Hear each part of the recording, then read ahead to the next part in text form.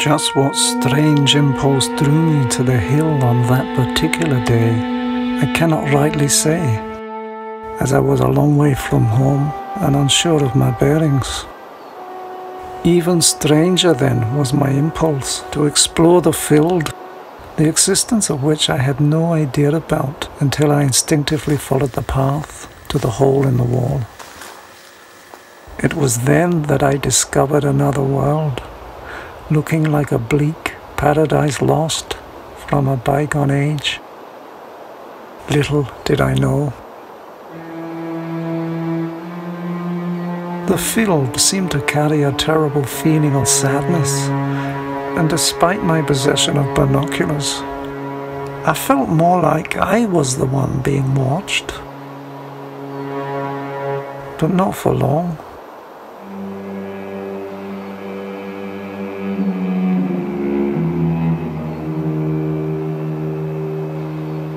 By the time I'd reached the steps of the mansion, the young woman who was dressed in black was nowhere to be seen.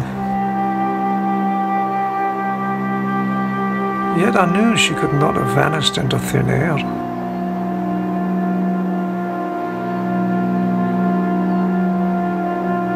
Which observation turned out to be quite a statement. Needless to say, the experience left me in a state of confusion. In the forest of illusion,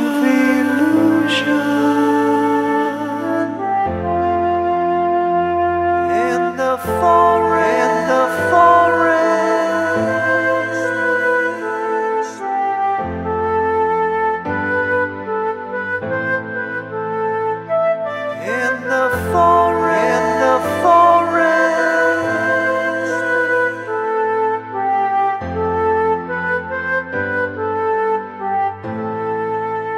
But if I was going mad, I had come to the right place. In the forest. For it seemed I'd stumbled on a Victorian asylum. Of illusion.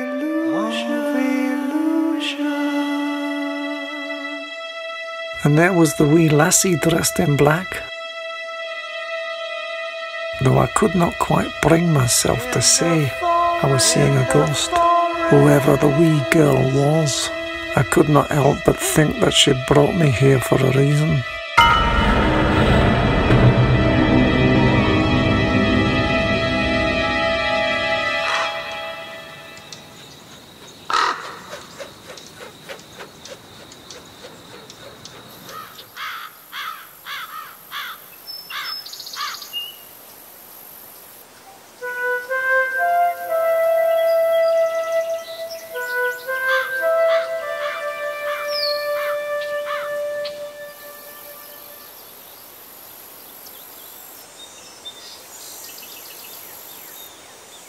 So far it had turned out to be quite a day. I had come here to gaze at nature. I was about to see far more than I'd bargained for. She's suffering from moral insanity. She is a threat to respectable society. The board have decided in their charity they must lock her up and throw away the key. Members of the board, the young woman, Emily Rillington, who has been taken into our institution, is a domestic servant who gave birth out of wedlock whilst in the employ of a highly respectable family. Taking pity on the girl, they maintained her domestic services while she was pregnant, after which she repaid their hospitality by accusing the young master of the house of sexually assaulting her. She actually suggests that he tricked her into falling in love with him and later forced himself upon her after promising to marry her. After the birth, Emily Rillington suggests that the young man entered a room with the intention to smother the child. at which point Emily Rillington set about attacking him with a hand mirror.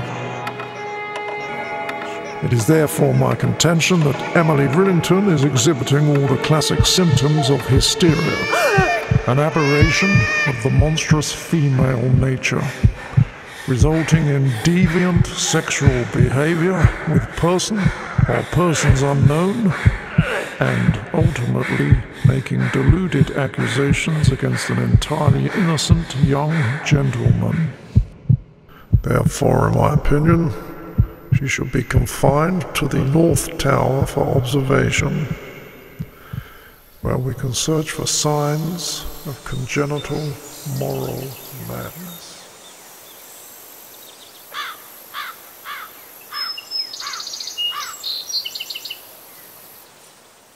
The summer house is burning, the oak tree tumbles down, the orchard fruit forgotten lies rotting on the ground.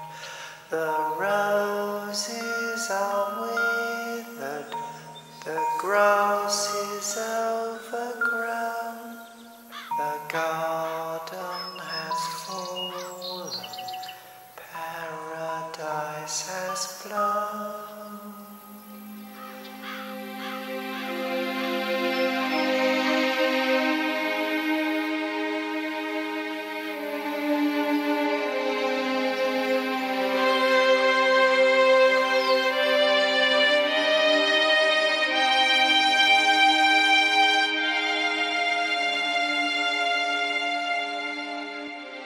The young woman had revealed her secret, the secret of the asylum, before it's finally torn down. So the deed was done.